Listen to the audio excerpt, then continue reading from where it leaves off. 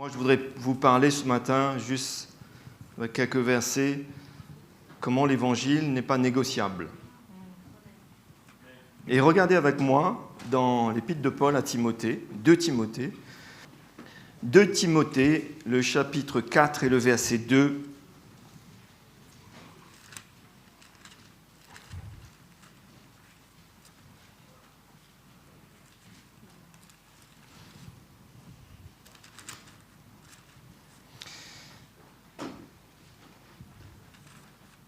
Timothée, vous avez trouvé 2 Timothée, chapitre 4, verset 2, l'apôtre Paul qui disait à Timothée à cette époque, « Prêche la parole, insiste en toute occasion, favorable ou non. » Donc ça vous montre un petit peu aussi l'ambiance, hein, favorable, le contexte. Donc reprend, et c'est ça qui est important de comprendre, que dans l'évangile qui est la vérité, hein, qui est la parole de Dieu, hein, il y a de tout dedans. Il y a la manifestation de l'amour du Seigneur pour les hommes, pour nous, mais aussi il y a reprend, censure, exhorte avec toute douceur et en instruisant. D'accord ? Donc l'évangile n'est pas négociable parce que dans l'évangile, il y a tout. D'accord ? Si quelqu'un veut enlever quelque chose, il va rendre compte à Dieu. D'accord ? Vous connaissez dans le livre de l'Apocalypse qui était dit que si quelqu'un extrait même un petit truc, hein, un petit iota, hein, et souvent on dit que ça ne concerne pas l'imprimeur, hein, parce que l'imprimeur, celui qui imprime la Bible, il peut faire peut-être une erreur de frappe ou je ne sais pas quoi, inconsciemment, mais ça parle surtout de connaître la vérité et de ne pas vivre et de ne pas accepter et de ne pas la reconnaître comme la parole de Dieu. Ça, c'est une grande responsabilité. D'accord ? Et Paul encourage Timothée, il lui dit que prêche cette parole. D'accord ? Au verset 3, il lui dit « Car il viendra un temps », et je crois qu'on a commencé ce temps, même à l'époque, je pense qu'il connaissait déjà hein, tout ce qu'il y avait, hein, les opposants, hein, ceux qui voulaient mélanger l'évangile. On connaît l'histoire des Galates, le livre des Hébreux aussi, pareil. Il viendra un temps où les hommes ne supporteront pas la saine doctrine. Et on va souligner ce matin, sans peut-être l'écrire sur notre Bible, mais souligner, c'est-à-dire porter notre attention sur supporter. Il viendra un temps où les hommes ne supporteront pas la saine doctrine. Et quand vous regardez supporter dans le dictionnaire, ça parle de quoi ? C'est une charge, non ? C'est une responsabilité, non ? D'entendre la vérité. D'accord ? Et ils ne supporteront pas la saine doctrine, c'est-à-dire qu'ils ont supporté, jusqu'à ce qu'ils ne supportent plus. Et je crois que nous sommes appelés à supporter. Non ? La saine doctrine, la vérité de l'Évangile. Non ? Nous sommes appelés à la supporter. Supporter, c'est aussi soutenir. Non ? Soutenir. Alors on a parlé ce matin de la mission, on peut soutenir financièrement. D'accord ? Mais on parle surtout de vivre, de l'accueillir, de l'accepter pour nous, de la reconnaître, que c'est la parole de Dieu, que c'est vital pour moi, c'est salutaire pour mon âme. Amen ? D'accord ? Donc, les hommes ne supporteront plus. Et il arrive un temps, ce temps, ça va commencer, et ça va continuer, ça va s'amplifier, et ils supporteront de moins en moins la saine doctrine. Pourquoi ? Parce qu'ils vont vouloir la mélanger, la négocier. Souvent même, avec des versets qui se servent dans la parole de Dieu en parlant de la grâce, que Dieu est un Dieu de grâce, mais ils ont une mauvaise compréhension de la grâce. Donc ils ne supporteront pas la saine doctrine, d'accord ? Mais ayant la démangeaison. Donc on voit bien ça, que c'est que quand il y a une démangeaison, ça parle bien des choses charnelles, non ? C'est la chair. Hein ? Vous êtes d'accord avec moi, non, mes frères et sœurs, non ? Quand vous avez une démangeaison, là. Bon, ça peut être aussi au fond de notre cœur aussi. Hein, mais la démangeaison d'entendre des choses agréables. D'accord ? Donc, l'évangile, c'est trop dur, c'est trop difficile. D'accord ? Oh, mais c'est la vérité, là. Mais où est l'amour ? Où est la grâce ? Et pourtant, il y a l'amour et il y a la grâce. D'accord ? Et c'est une fausse conception de l'amour et de la grâce qu'ils veulent emmener comme interprétation afin de mélanger ça avec la vérité, avec la saine doctrine. Mais ce n'est pas possible. Ce n'est pas possible. D'accord ? C'est comme mélanger l'eau et l'huile. Ce n'est pas possible. D'accord ? L'évangile ne peut être dilué, ne peut être mélangé avec les intentions des hommes. Et à l'arrière-plan, c'est le diable lui-même qui veut perdre les hommes, perdre les âmes, faire rater le coche aux enfants de Dieu, aux serviteurs de Dieu, en les inspirant cette vie charnelle, au lieu de renoncer à eux-mêmes, renoncer aux désirs de la chair, reconnaître ses désirs et s'humilier et se repentir, prendre leur croix, suivre Jésus, vivre cette vie de renoncement. Au lieu de ça, ils vont vouloir entendre des choses agréables. Alors, il y a ceux qui veulent entendre, il y a ceux qui veulent prêcher aussi ces choses agréables. D'accord ? Les hommes ne supporteront pas la saine doctrine, ils ne supporteront pas la saine doctrine, mais ils ne supporteront pas aussi ceux qui prêchent la saine doctrine. Ça marche avec. Ils voulaient faire mourir Jésus à cette époque. Ils voulaient faire mourir l'apôtre Paul, ils voulaient faire mourir l'apôtre Pierre, ils voulaient faire mourir l'apôtre Jean. D'ailleurs, tous ces apôtres sont morts en martyrs à cause de l'Évangile. Et nous avons besoin d'être au courant, afin que nous-mêmes, nous puissions nous voir et voir justement quand ces alertes viennent, quand le Seigneur nous travaille, quand il nous éprouve, quand il nous confronte, quand on entend cet Évangile et qu'on sent que, hein, vous savez, c'est comme la cocotte minute là qui n'a pas de soupape. Vous savez à quoi ça sert une soupape, hein? Hein? C'est pour enlever un peu la pression là et pour permettre à ce que tout se passe bien. D'accord ? La cuisson continue et tout, il n'y a pas d'accident et tout ça. D'accord ? C'est fermé sous pression, mais cette petite soupape, ça permet à ce que tout se passe bien. D'accord ? Et le chrétien, d'accord ? Pour lui, sa soupape, c'est quoi ? C'est la croix que Jésus nous demande de prendre. D'accord ? Certes, l'évangile, c'est la vérité, ça nous travaille, ça nous confronte, d'accord ? Mais c'est salutaire pour nous. D'accord ? Et nous avons besoin de le supporter, la supporter, un évangile, le supporter. Hein ? Supporter. Et je vais vous montrer que nous ne sommes pas appelés à juste nous arrêter à là, parce que dans la parole de Dieu, c'est bien écrit que ce n'est pas juste supporter qu'il faut. Hein ?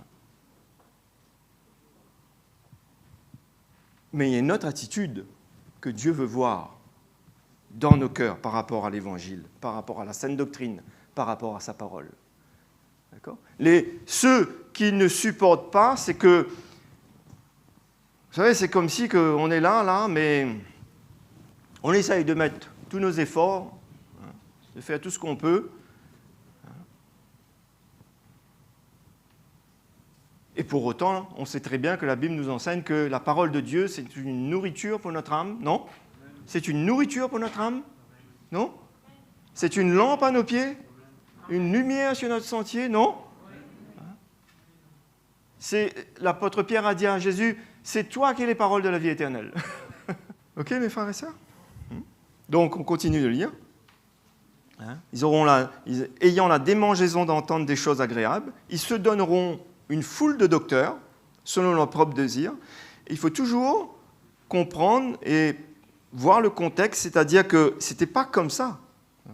Ils supportaient avant.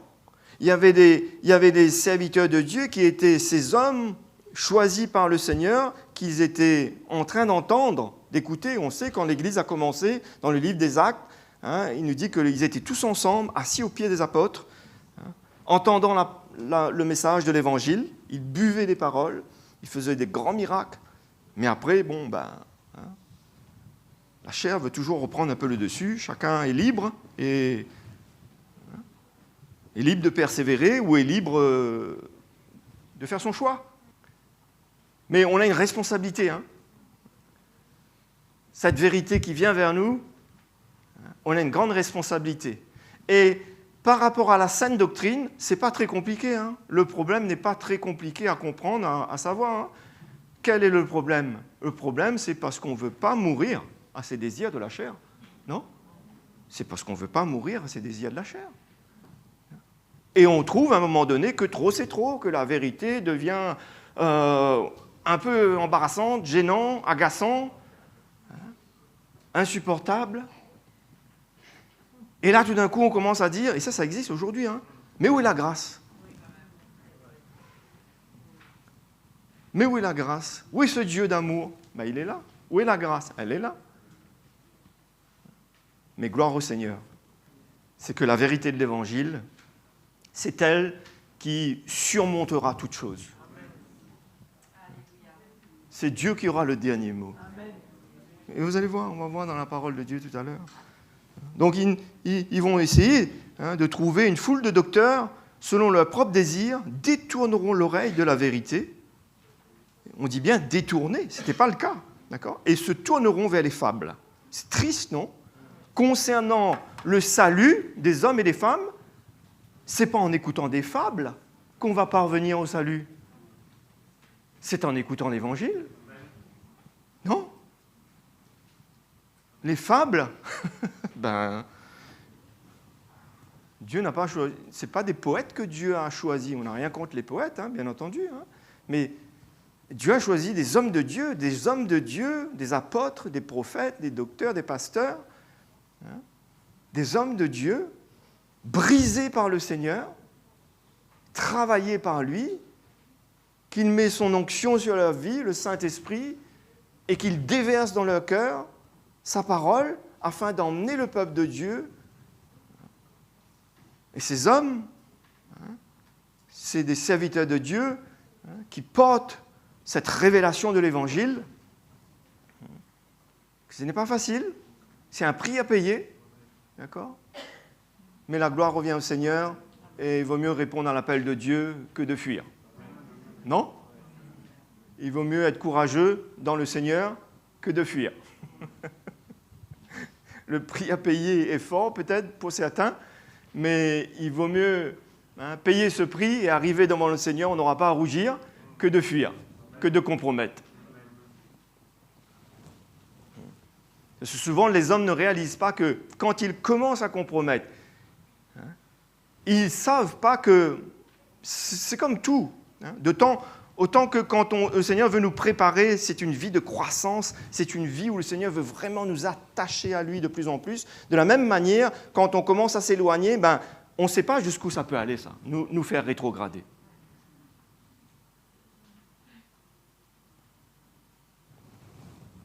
On ne sait pas.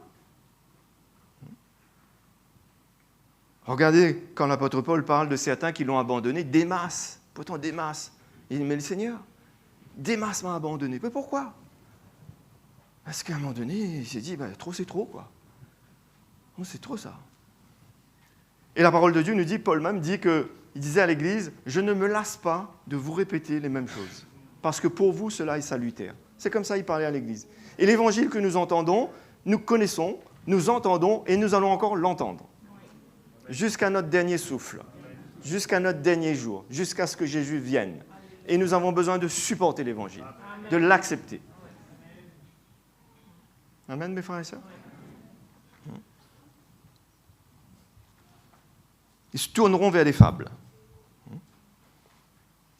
Et regardez comment Paul parlait à Timothée. Toi, sois sobre en toutes choses, supporte les souffrances. C'est comme ça qu'on y arrive, Timothée. Les souffrances, c'est toutes les souffrances.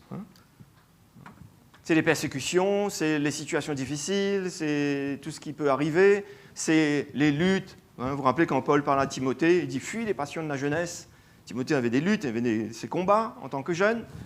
C'est ça les souffrances, supporte les souffrances. Et nous aussi pareil. Supporte mon frère, ma sœur ce matin.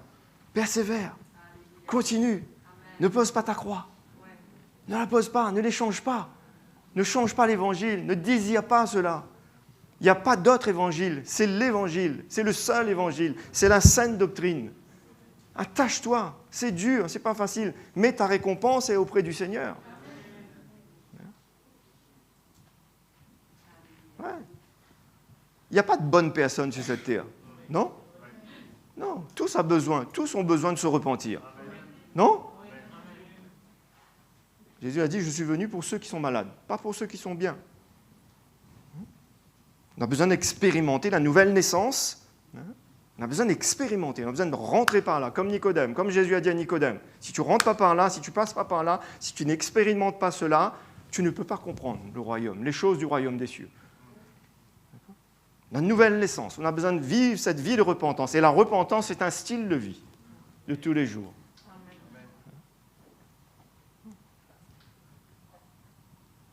Le chemin de la croix, c'est une vie où chaque instant, chaque moment, Dieu peut nous montrer quelque chose dans notre cœur, dans notre vie. La vie chrétienne, c'est ça. C'est qu'on n'est pas arrivé, on travaille à notre salut, on persévère, on vérifie toujours l'état de notre cœur, on est à l'écoute du Saint-Esprit. Quand il y a quelque chose qui ne va pas, on est prêt à reconnaître, à voir, à faire ce qu'il faut. D'accord ? Et Timothée était encouragé comme cela. Regardez avec moi toujours dans le 2 Timothée chapitre 3.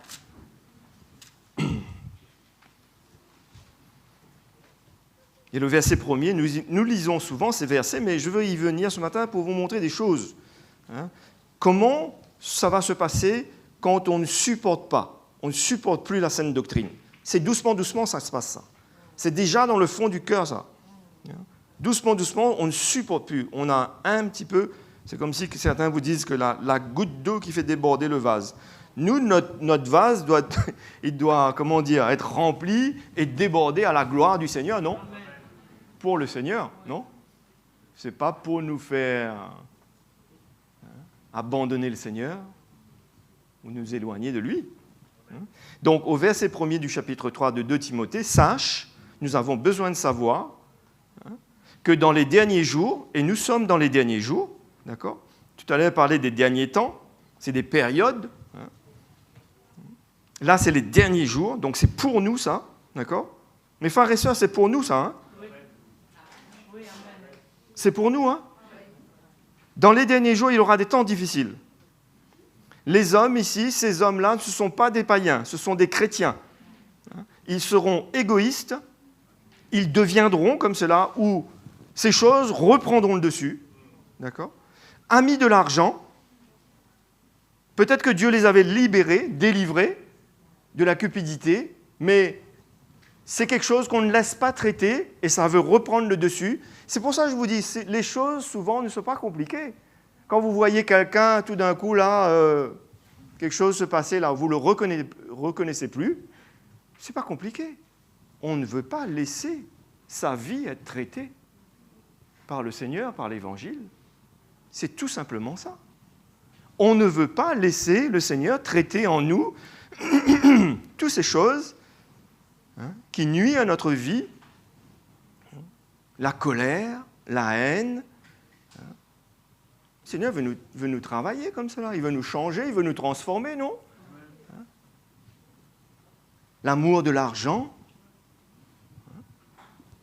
Et dans les derniers temps, donc, dans les derniers jours, il y aura des temps, donc, amis de l'argent, fanfarons, d'accord, hautains, blasphémateurs, regardez ici, rebelles à leurs parents, donc même les enfants sont inclus dedans. Les enfants, les jeunes, vous entendez l'évangile ce matin? Il y a des enfants dans cette salle? Il y a des jeunes dans cette salle? Levez la main droite. Dites pas je jure seulement, mais juste levez la main droite. C'est juste pour que tout le monde voit qu'il y a des jeunes, il y a des enfants ici. Rebelles à leurs parents. Les enfants, ils entendent l'évangile aussi. D'accord? Et moi, je souhaite que vous ne soyez pas ceux-là que la Bible cite ici, mais ça va se passer. Ça va se passer. C'est pour ça, les parents, ils devraient comprendre, en tant que parents, la responsabilité première d'investir l'évangile dans la vie de nos enfants. que vous achetez 3 maisons, 4 maisons, des voitures, je ne sais pas qu'est-ce que vous pouvez investir, les études et tout ça. Pas de problème. Mais ce n'est pas la priorité. La priorité, c'est d'être d'abord soi-même un vrai modèle d'amour, de vie brisée, le sacrificateur, cette vie livrée, que mon enfant puisse voir, mon papa, il donne sa vie pour le Seigneur. Et ça, vous ne pouvez pas avoir meilleur témoignage que ça. Les paroles ne peuvent rien contre ça. Parce qu'ils savent, ils voient. Non ? La vie d'un parent, c'est ça. C'est de se sacrifier, non ? Alors pourquoi on se sacrifierait pour le travail, pour les choses matérielles qui vont périr, et on ne se sacrifierait pas pour la vie spirituelle de nos enfants ? Oh, vous êtes là ce matin, là ? Vous êtes là ? Vous êtes sûr ce matin ? Ils seront rebelles à leurs parents. Et on va dire, mais où ça sort, ça ? Mais ça sort bien de quelque part.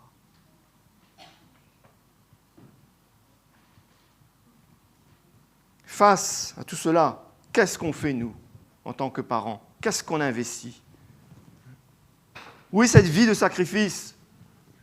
D'accord ? Bien sûr, nos enfants, ils auront besoin de faire leur expérience avec le Seigneur, ils auront besoin de faire leur démarche avec le Seigneur, mais la parole de Dieu est bien claire. Quand petit, on investit la vie de l'Esprit, la vie du Seigneur, plus tard, ils ne se détourneront pas de cela, nous dit la parole de Dieu. Non ? Ils ne se détourneront pas de cela.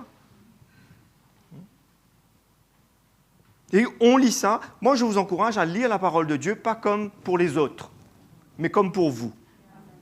Souvent, on lit « mais c'est incroyable, hein? Hey, il y a des enfants qui seront rebelles. » Mais ça peut être tes enfants à toi. Ça peut être toi. Ça peut être moi. Bon, les miens sont un peu grands maintenant. Elles sont des belles, grandes jeunes filles qui aiment Jésus. Mais ce n'est pas fini. On continue. Mais les plus petits, ces plus petits-là, ces petits bouts de chou-là, qui sont là, qui vont aller à l'école, ils passent plus de temps à l'école que souvent dans la famille. C'est pour ça, parents, s'il vous plaît, réveillez-vous, vous qui avez des jeunes enfants, et tous ces parents qui veulent faire des enfants dans ces générations qui viennent. Moi, je vous dis, je ne sais pas. Moi, j'ai payé le prix qu'il faut. J'ai compris, j'ai payé le prix. Il y avait ceux qui étaient devant moi qui payaient ce prix. Est-ce que vous êtes prêts à payer ce prix ? Ceux qui veulent faire des enfants, vous comprenez cette responsabilité, c'est merveilleux, c'est bon, c'est un bonheur, pas de problème. Dieu nous demande aussi. Ce sont des désirs tout à fait honorables, il n'y a pas de problème. Mais est-ce qu'on mesure la responsabilité qui va avec ? Juste pas de faire des enfants, juste pas de les nourrir, juste pas voilà, quand tu seras grand, quand je vais mourir, tu auras une maison, parce que c'est la maison que j'ai achetée, j'ai travaillé toute ma vie. Mais ça va périr, ça. Ça ne sauve pas quelqu'un, ça. Ça ne va pas le sauver de sa rébellion, de tout ce ces aspirations de la chair qui s'élèvent dans le cœur. Et dans le cœur de l'homme, c'est depuis petit qu'il y a toutes ces aspirations de la chair qui s'élèvent, qui veut le faire dévier de ce que Dieu lui demande. C'est grave. Je trouve ça grave. Non, frères et sœurs ? Mais il faut comprendre que ce n'est pas pour les autres. Ça peut être pour nous-mêmes. Rebelles à leurs parents. Ingrats, irreligieux, insensibles, déloyaux, calomniateurs, intempérants, cruels, ennemis des gens de bien. C'est l'iniquité qui va s'accroître. Vous savez, le diable, l'ennemi, il sait que son jour approche, il va se déchaîner. Il va se déchaîner. Regardez déjà maintenant comment c'est la folie, c'est la folie, c'est la folie.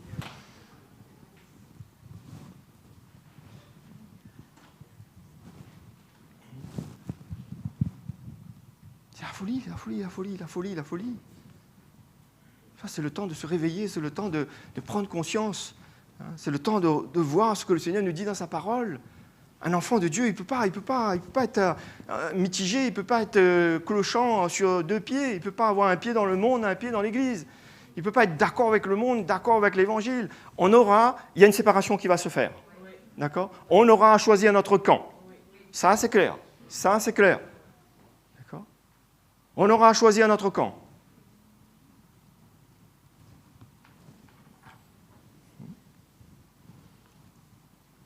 Il y aura des temps difficiles dans les derniers jours. Donc, Paul continue cette liste-là. Il dit au verset 4, traite, emporté, enflé d'orgueil, aimant le plaisir plus que Dieu, finalement. Regardez, c'est ça le problème. D'accord ? C'est pas compliqué. Ayant l'apparence de la piété, mais reniant ce qui en fait la force. Et qu'est-ce qui fait la force de la piété, mes frères et sœurs ? C'est quoi ? C'est l'œuvre de la croix. C'est l'œuvre de la croix dans notre vie.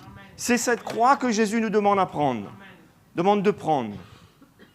D'accord ? Cette croix qui nous emmène à être pieux, si on peut dire, à vivre une vie de sainteté, à vivre une vie qui plaît au Seigneur, à marcher de progrès en progrès. Nous ne sommes pas parfaits, nous sommes toujours des pécheurs, sauvés par grâce, d'accord ? Mais nous marchons en nouveauté de vie. Nous avançons avec le Seigneur. Nous laissons le Seigneur faire son œuvre dans notre vie. Nous le laissons nous former comme le potier façonne l'argile. D'accord ? D'accord ? Et on ne renie pas cela. Mais il y en a qui vont renier ce qui fait la force de la piété. Ils vont avoir une apparence de piété, mais ils renient ce qui est la force. C'est des hypocrites. Des religieux.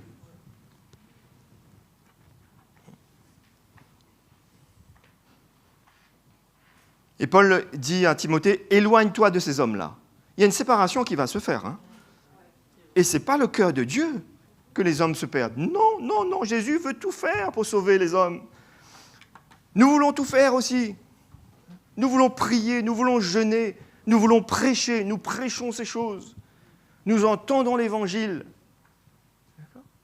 Mais si chacun ne prend pas sa responsabilité, ne prend pas sa croix, surtout quand on a des enfants, en plus de cela, quand on est responsable de soi-même, on va dire encore, mais quand on a la responsabilité d'emmener, Dieu nous a confié une famille. Moi, le Seigneur m'a confié une famille. Vous aussi, la plupart d'entre nous ici, non ? J'ai une responsabilité. Devant le Seigneur, je dois répondre. Chacun devra répondre. Qu'est-ce qu'on aura fait ? Marie, aimez vos femmes comme Christ a aimé l'Église. Qu'est-ce qu'on aura fait ?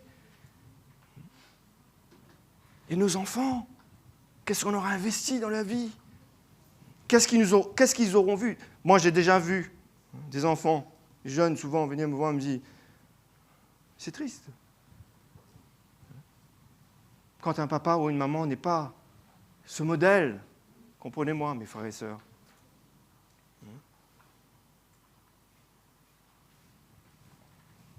Souvent, il y a un peu de vérité dedans. Il y a un peu de vérité. Mais moi, je sais une chose, que quand les parents donnent leur vie pour l'Évangile, dans l'Église, pour le Seigneur, même vous restez silencieux, le travail se fait. L'investissement se passe. Même si votre enfant va vivre un peu de rébellion, un peu de... Bon, il aura ses étapes, il n'y a pas de problème. On ne parle pas de perfection, d'accord ? Mais il va rester sur le chemin. D'accord ? Il ne va pas prendre cette voie-là. Vous savez, cette voie de la perdition.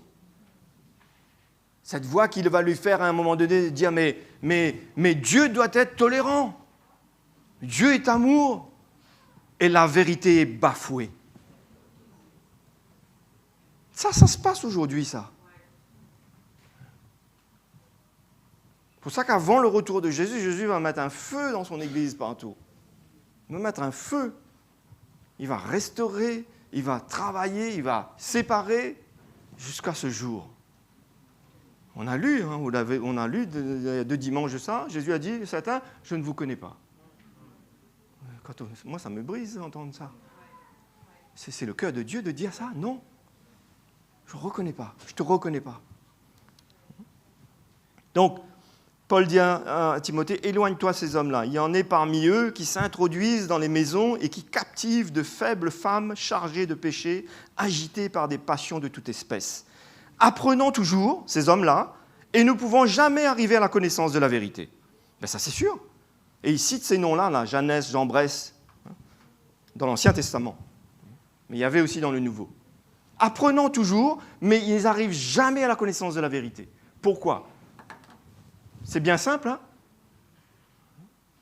Jésus a dit, Dans l'évangile de Jean, chapitre 8, il dit, hein, « Je vous annoncerai l'évangile, la vérité, et la vérité vous rendra libre. » D'accord ? Si vous demeurez dans mes paroles.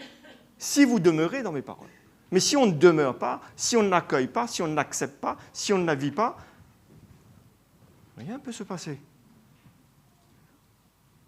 Mais c'est ce que le Seigneur veut faire. Et ces hommes-là, dans leur forme religieuse, ils essayent de faire des choses, une chrétienté, comment dire, d'apparence, mais le fond est sale. Le fond n'est pas glorieux. Le fond n'est pas traité. Dieu n'a pas accès au fond du cœur.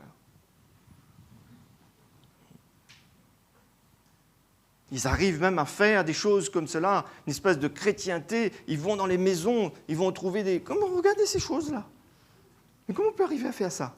Quand on est animé de la chair, et quand la croix de Jésus n'a aucun pouvoir, il n'a plus de place, c'est pas qu'il n'a aucun pouvoir, mais il n'a plus de place, on ne donne pas accès.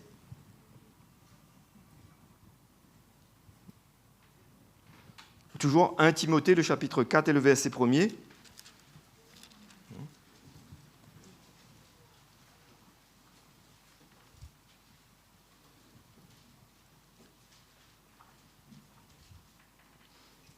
Paul dit, la parole de Dieu nous dit plutôt, mais l'Esprit dit expressément que dans les derniers temps, quelques-uns abandonneront la foi.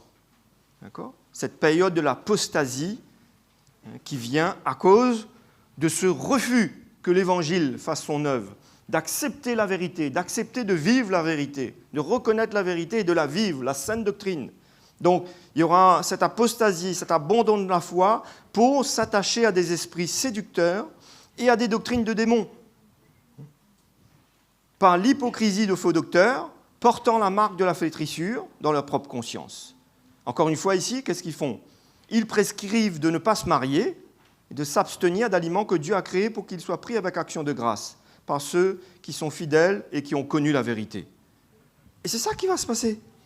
Tous ceux qui vont vouloir refuser la sainte doctrine, la vérité de l'Évangile, vous allez voir tout le compromis, le mélange, le péché, tout ce qui veut rentrer et venir. Et faire croire que Dieu est d'accord avec ça, que Dieu doit être tolérant. Vous savez, s'il y a vraiment un mot qui n'est pas dans le dictionnaire de Dieu, c'est le mot tolérant. Dieu est un Dieu de grâce et un Dieu d'amour. Ça, c'est écrit dans la parole de Dieu. Mais tolérant, non. Parce qu'on ne sait pas trop qu'est-ce qu'il y a derrière. On ne comprend pas trop le sens. Qu'est-ce que tu veux là? Qu'est-ce que tu désires là? Et regardez avec moi dans l'évangile de Jean, chapitre 1er.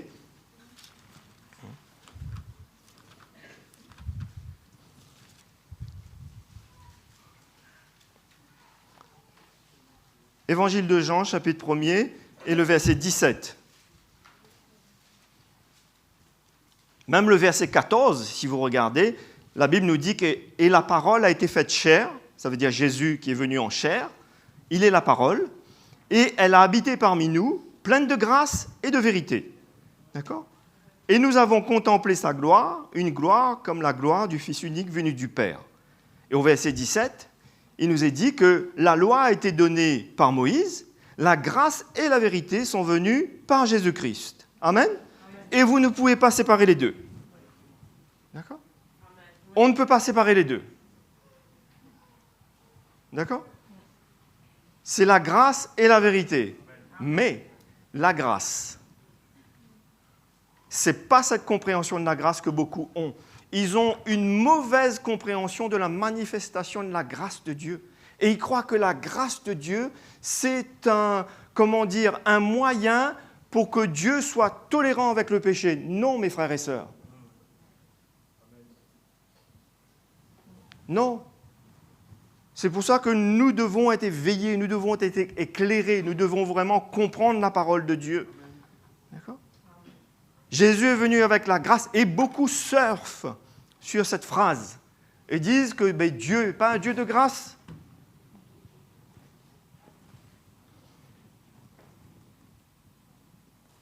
Regardez dans l'Épître aux Romains, chapitre 8, verset 2.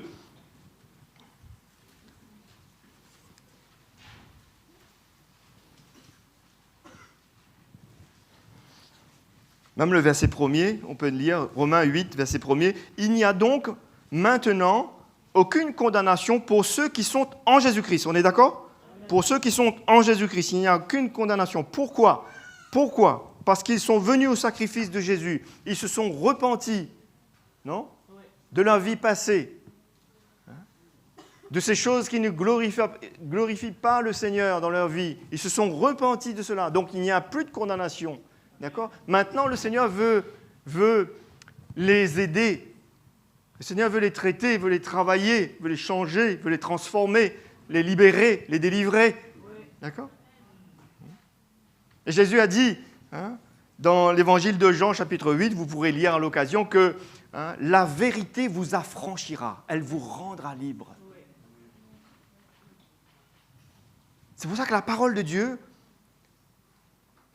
Paul dit qu'elle est une puissance pour le salut de quiconque croit. C'est une puissance. La parole de Dieu que nous entendons, si nous l'accueillons, nous l'acceptons, le Seigneur fait son œuvre et son travail.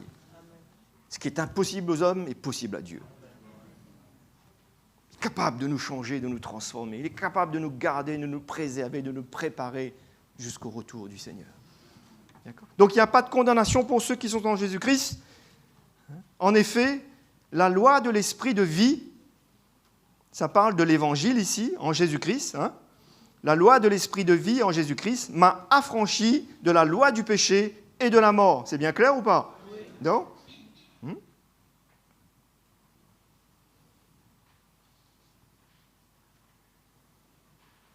Car chose impossible à la loi, parce que la chair la rendait sans force, Dieu a condamné le péché dans la chair, en envoyant à cause du péché son propre Fils dans une chair semblable à celle du péché.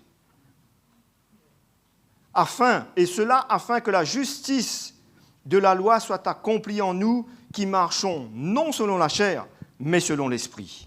Amen. Donc c'est clair, non ? Que Dieu a condamné le péché. Dieu aime le pécheur, mais il n'aime pas le péché. Dieu n'est pas tolérant avec le péché. D'accord ? Il est un Dieu de grâce avec les hommes. D'accord ? Il est prêt toujours à leur faire grâce. Il est prêt toujours à pardonner si on se repent, si on reconnaît. La grâce et la vérité sont ensemble. Il y a la grâce de Dieu, la patience de Dieu, l'amour de Dieu, mais la vérité est là. Et on ne peut pas l'enlever. D'accord ? Et on ne peut pas négocier. Et on ne peut pas dire, la vérité, là, ça me dérange un peu, là. Ah, mais je sais qu'est-ce qu'on va me dire. Oui, c'est très bien, alors.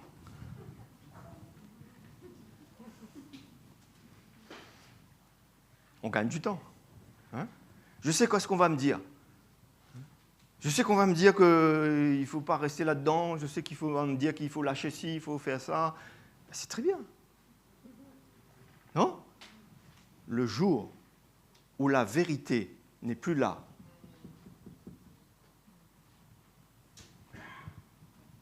mes frères et sœurs, nous devons aimer la vérité. Amen. Nous devons l'aimer. Pas juste la supporter, mais l'aimer. Vous me dites oui ce matin, vous me regardez avec des jolis petits visages, là, mais est-ce qu'on va dire oui tous les jours ? Est-ce qu'on va dire oui quand on est confronté, quand on est travaillé ? Ils ne supporteront pas la sainte doctrine, là. N'oubliez pas, ils ne supporteront pas aussi ceux qui prêchent ce message. Parce que ces hommes qui ont prêché ce message, ils ont donné leur vie. C'est au prix de leur vie. Et même nous-mêmes, en tant qu'enfants de Dieu, nous aimons le Seigneur, nous aimons l'Évangile, nous aimons l'Église, nous aimons les hommes et les femmes, nous voulons emmener l'Évangile. Vous aurez un prix à payer. Vous ne dites pas amen à ça ? Vous aurez un prix à payer. Si vous avez une âme d'évangéliste, si vous voulez témoigner du Seigneur, vous aurez un prix à payer, ça c'est sûr. Dans votre travail, n'importe où, si vous emmenez vos enfants à l'école ou je ne sais pas trop quoi, vous aurez un prix à payer. Vous aurez besoin de choisir votre camp. Et ceux qui veulent négocier la grâce, vous allez pouvoir les aider peut-être aussi, si ce sont des chrétiens. Mais la grâce, ce n'est pas la grâce que beaucoup, là, interprètent la parole de Dieu. Parce que la parole de Dieu, elle est très claire. Et regardez avec moi dans Tite. La parole de Dieu, elle est très claire. C'est la vérité. Amen. Frères et sœurs, la parole de Dieu, c'est la vérité. Amen. Non négociable. Tite, le chapitre 2 et le verset 11.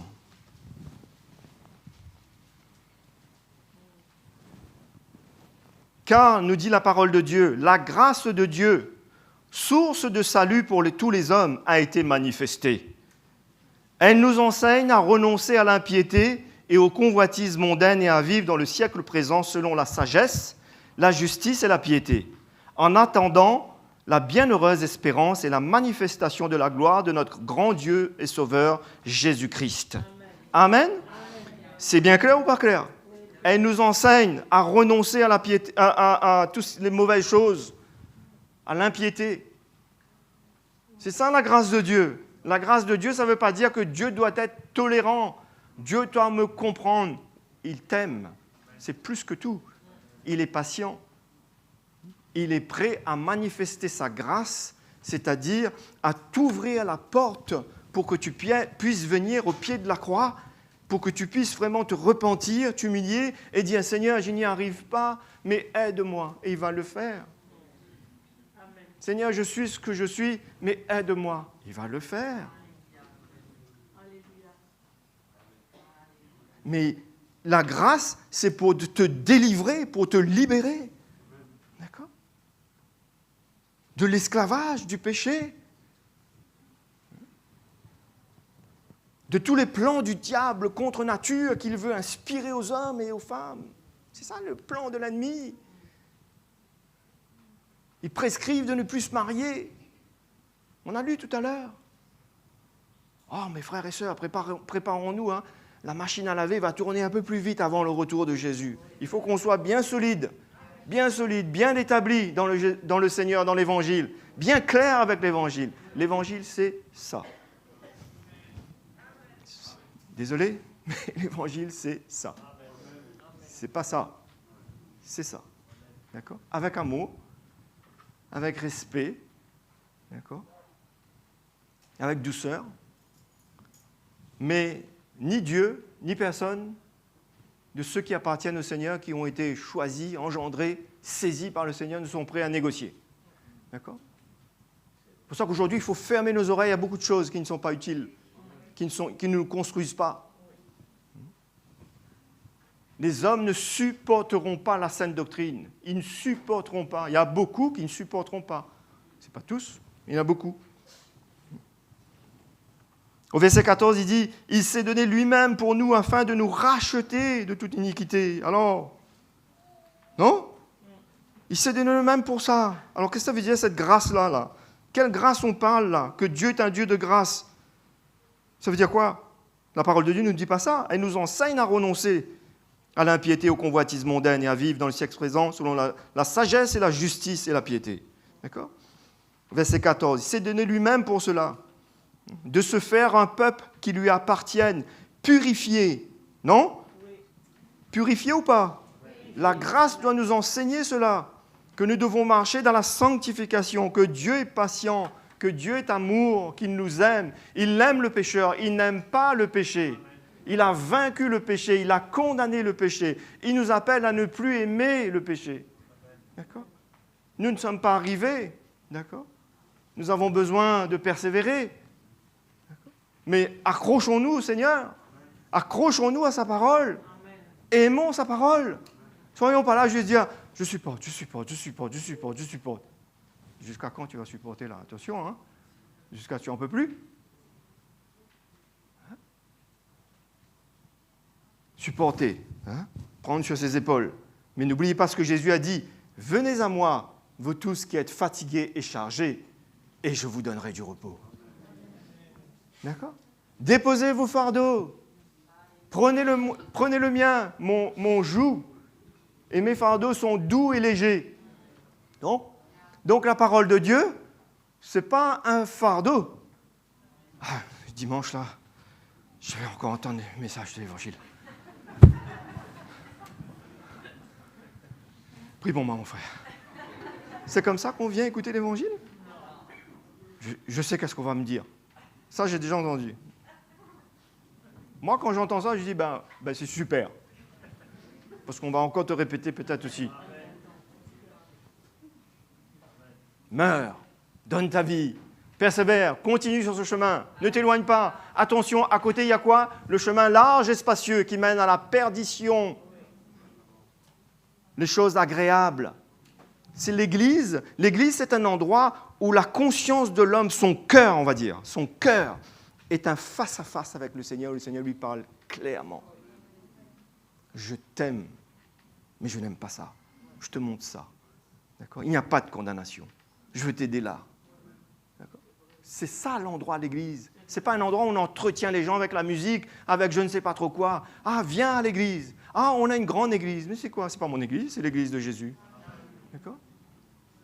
Et moi, je suis convaincu que l'Église du Seigneur, elle va grandir, elle va s'accroître. Jésus va ajouter encore. Et que dans les derniers temps, il y a tout qui va se passer en même temps. Il y a ceux qui vont vouloir et ceux qui vont refuser. Il y a ceux qui vont persévérer un bout, ceux qui vont s'arrêter, ceux qui vont s'opposer. Vous vous rappelez de cette parole de Jésus lui-même qui a dit que dans les derniers jours, ils se haïront, ils se trahiront les uns les autres. Et moi, j'ai encouragé un jour l'Église là-dessus, c'est que souvent on lit ça, on croit que « Ah, mais qui c'est qui va faire ça? Mais ça peut être moi-même. Ça peut être moi-même que je suis là aujourd'hui, mais si je ne laisse pas ma vie être traitée, je peux m'opposer à toute l'équipe. Je peux m'opposer à celui qui m'a engendré. Je peux m'opposer à mes frères et sœurs qui m'ont aimé, que j'ai aimé. Ils se haïront, ils se trahiront. Et l'apôtre Pierre a vécu ça aussi. Il a dit, Seigneur, moi, jamais je te renierai. Pour ça, ce matin, s'il y a bien quelque chose qui doit être dans notre cœur, c'est l'humilité. Seigneur, garde-moi. Garde-moi, Seigneur. Garde-moi. Et comment dire, ce qui peut vraiment nous rassurer, c'est l'œuvre de la croix dans notre vie. Si vous avez posé votre croix et vous en avez contre Tartampion, Tartampienne, vous avez une liste, vous n'avez jamais réglé votre cœur, moi je vous dis, vous êtes sur la mauvaise route. Dans notre cœur, il ne devrait pas rester grains de sable et grains de poivre et toutes ces choses-là. Les choses doivent être réglées. Ben oui. Parce que si je garde un petit truc contre mon frère ici, je pourrais garder un petit truc contre mon autre frère là-bas. Et puis après contre celui-là aussi, et puis contre celui-là aussi. Mais si j'arrive à traiter ça, ça montre mon désir. Comme Jésus a dit, garde le livre des psaumes qui nous dit, garde ton cœur plus que toute autre chose. Garde ton cœur. C'est de lui viennent les sources de la vie. Garde son cœur. Dès qu'il y a quelque chose qui ne va pas, je vais aller me repentir, me rassurer. Mais le chrétien qui dit, tout est beau, tout est cool, tout est tranquille là, vous savez, demain, le jour vient.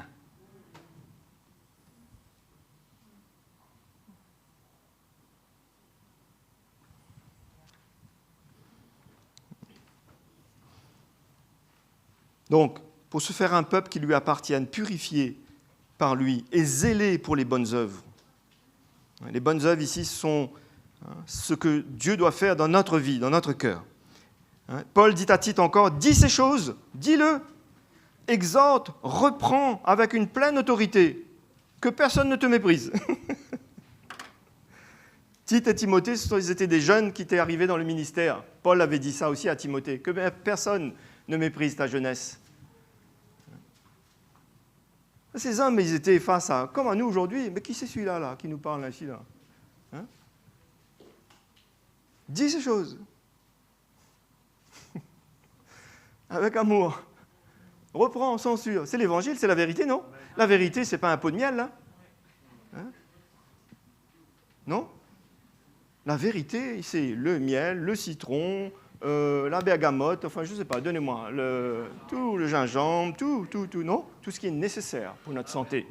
Non? Tout ce qui est nécessaire pour notre santé. Et quand on est engendré dans l'Évangile, on reconnaît les ministères dans l'Église, on va avec tous ces ministères. On a besoin. C'est ça qui est écrit, pour le perfectionnement des saints. On a besoin des uns et des autres. On n'a pas de relation émotionnelle. On n'a pas de lien émotionnel qui ne construisent pas la vie spirituelle. Mais on veut créer des liens spirituels, des relations spirituelles. D'accord ? Si on s'assoit, on mange avec quelqu'un, c'est une bonne chose, il n'y a pas de problème. Mais le but de tout ça, c'est d'avoir une relation spirituelle. Peut-être qu'il peut m'encourager, peut-être que je le peux l'encourager, peut-être que je peux... Voilà, quelque chose peut se passer. Le Saint-Esprit puisse être à l'œuvre.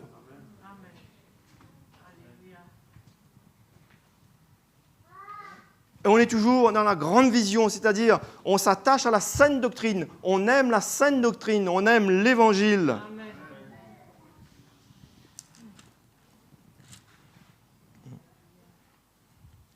Thessaloniciens, la deuxième épître.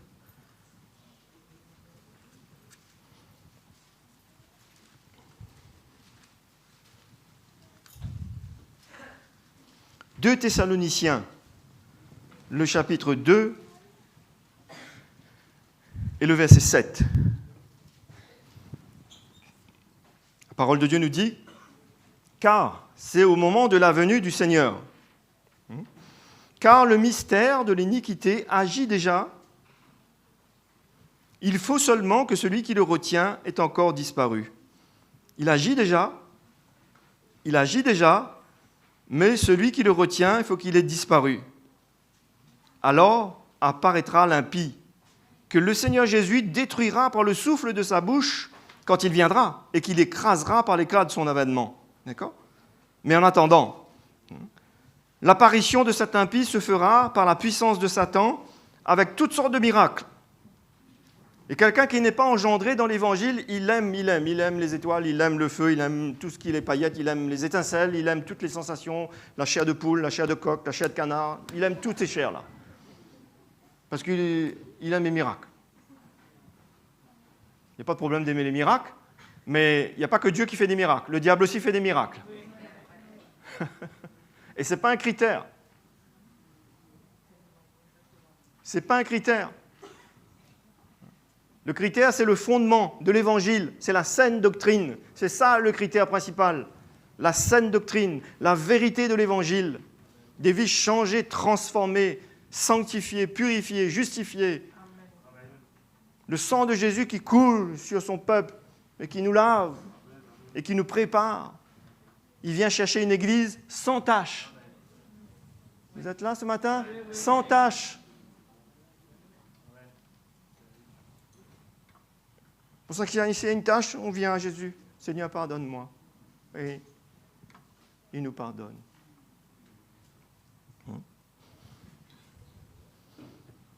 Par la puissance de Satan, avec toutes sortes de miracles et de signes et de prodiges mensongers. C'est pour ça l'Église, le peuple de Dieu, elle doit être vraiment bien sur un fondement bien précis dans ces derniers temps. Hein. Bien précis, hein. Si les chrétiens traînent un peu partout, là, ils vont sur Internet et écouter n'importe quoi, n'importe qui, ils sont toujours à l'affût de... Qu'est-ce qui va venir là ? Le vent de l'ouest, le vent du sud, le vent... Là, on va être embarqué dans des choses qu'on ne maîtrise pas du tout. Et on ne connaît pas les conséquences. Parce que le diable va se déchaîner dans les derniers temps, il va faire même des miracles. Des miracles. Des signes et des prodiges. La parole de Dieu nous avertit, hein ? Non ? C'est le mystère de l'iniquité. D'accord ?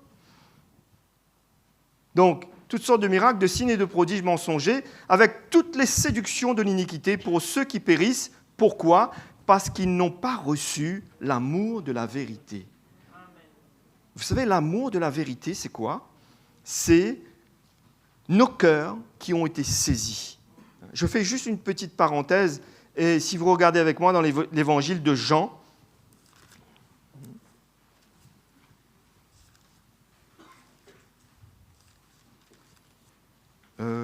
je n'ai pas noté, mais vous connaissez cette parole que Jésus nous dit, si quelqu'un m'aime, il aimera aussi, il gardera aussi ma parole. Si quelqu'un m'aime, si quelqu'un dit qu'il m'aime, il doit garder ma parole. D'accord ? Demeurer dans ma parole. D'accord ? Donc il ne suffit pas de dire « j'aime Jésus ». Qu'en est-il de la vérité de l'Évangile? Qu'en est-il? Et ils ont reçu l'amour de la vérité. Bien sûr, on a besoin de recevoir, parce que ça ne vient pas de nous, ça, mes frères et sœurs. Mais je crois aussi que quand notre cœur est disposé, Dieu nous donne. D'accord? Quand on est désireux, Dieu nous donne. D'accord? Quand notre cœur est gagné par lui, qu'on sait que oui, Seigneur, et comme les apôtres. Vous savez, il y a plusieurs passages où Jésus, quand il parlait au jeune homme riche, d'accord? Et Jésus, à la fin de ce passage avec le jeune homme riche, il a dit, il est impossible, c'est difficile pour un riche de rentrer dans le royaume des cieux. D'accord? Et les disciples même l'ont reproché, ils disent, mais cette parole est dure, qui peut être sauvé alors? Mais Jésus a dit que ce qui est impossible aux hommes est possible à Dieu. D'accord? Donc on voit tous ces passages où ils ont eu du mal à accepter la parole de Jésus. Ils ne comprenaient pas, ils manquaient de maturité. D'accord? Mais ils se sont attachés. Et Pierre a dit un jour, « Seigneur, vers qui irions-nous? Tu as les paroles de la vie éternelle. » Quand tout le monde était en train de partir l'un après l'autre, Jésus leur a dit, « Vous ne voulez pas partir, vous aussi? Mais vers qui irions-nous? Et nous, vers qui irions-nous? Vers qui irions-nous, mes frères et sœurs? »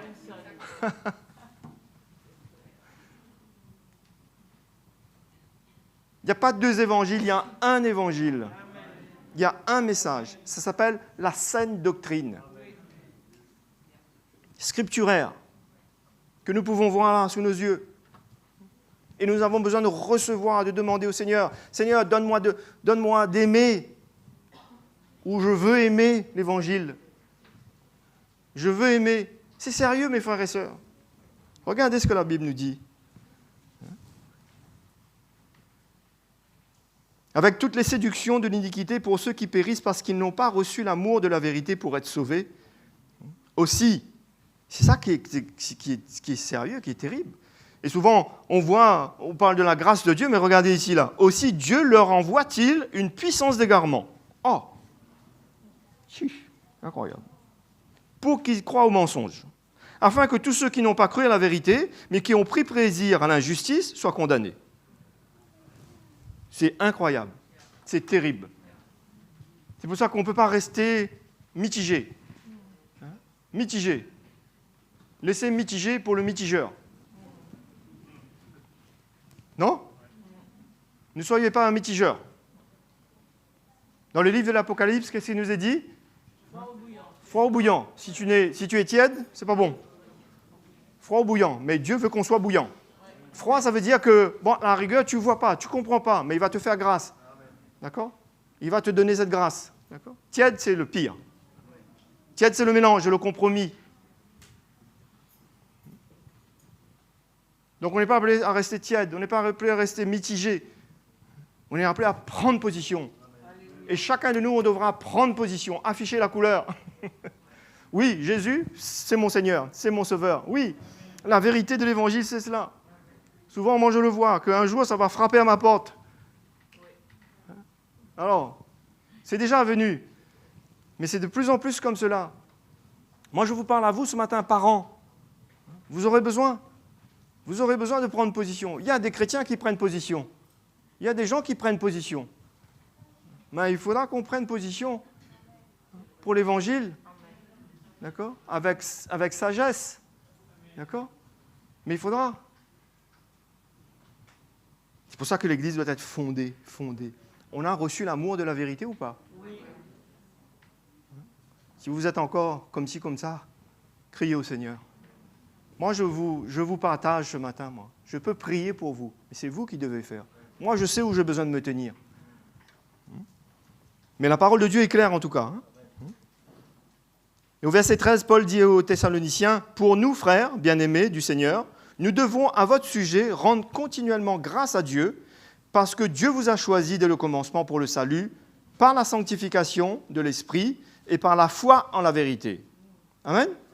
C'est pourquoi il vous a appelé par notre évangile pour que vous possédiez la gloire de notre Seigneur Jésus-Christ. Ainsi donc, frères, demeurez fermes et retenez les instructions que vous avez reçues, soit par notre parole, soit par notre lettre.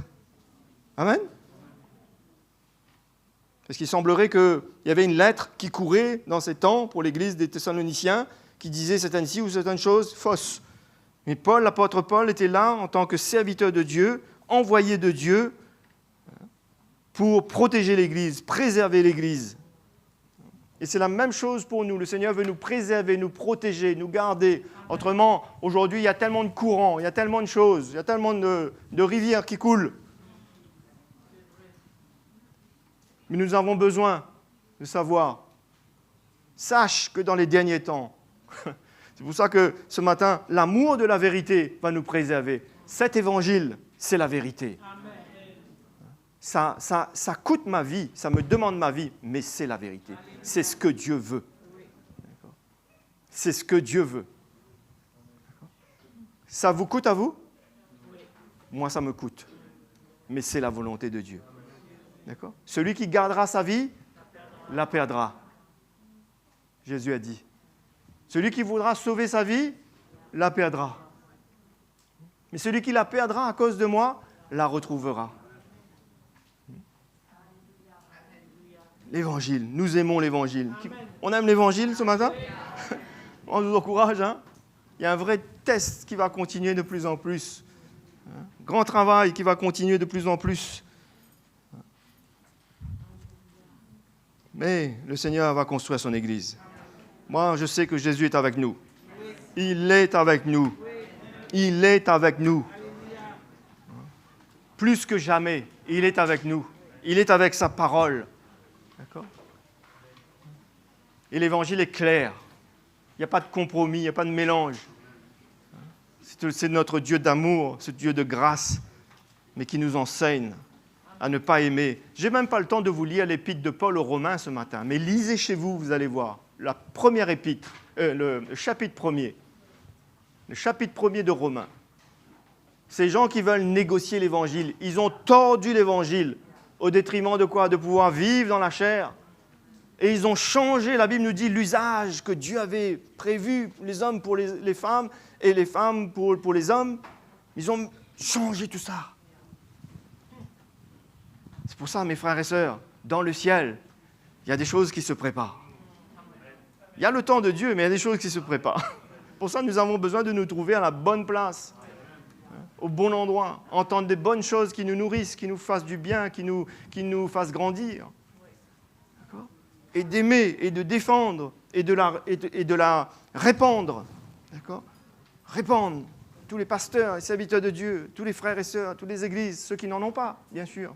Ce n'est pas partout, mais ceux qui n'en ont pas. Toutes les fausses doctrines, toutes les choses qui sont là.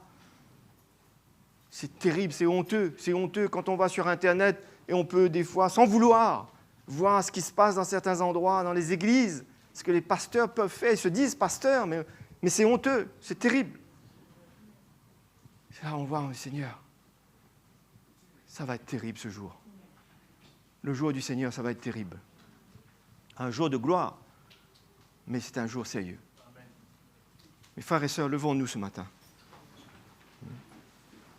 Allons prier Jésus, qui nous aide, qui nous donne de la crainte, son amour pour sa parole, pour la vérité. La vérité de l'Évangile, la vérité de sa parole.